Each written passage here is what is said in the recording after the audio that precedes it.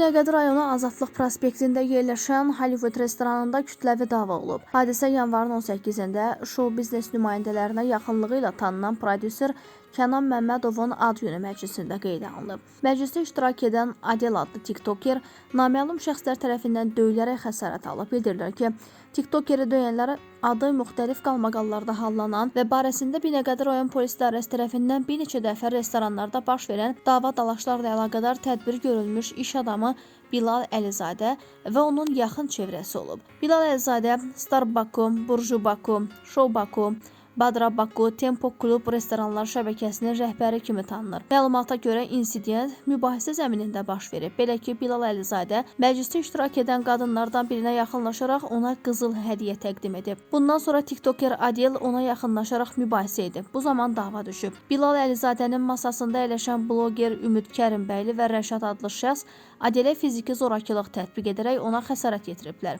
Məşhur iş adamı Şəruri İsfəndiyara məxsus olan restoranın rəhbərliyi tərəfindən hadisə yerinə polis əməkdaşları çağırılıb. Daxili İşlər Nazirliyi Mətbuat Xidmətinin əməkdaşı Cəsarət Qəmbərli bildirib ki, paytaxtın Binəqədi rayonunda yerləşən restoranların birində insident baş verməsi ilə bağlı polisə müraciət daxil olub. Müraciət əsasında təhqiqat araşdırmalarına başlanılıb, araşdırmanın nəticəsindən asılı olaraq hüquqi tədbir görüləcək.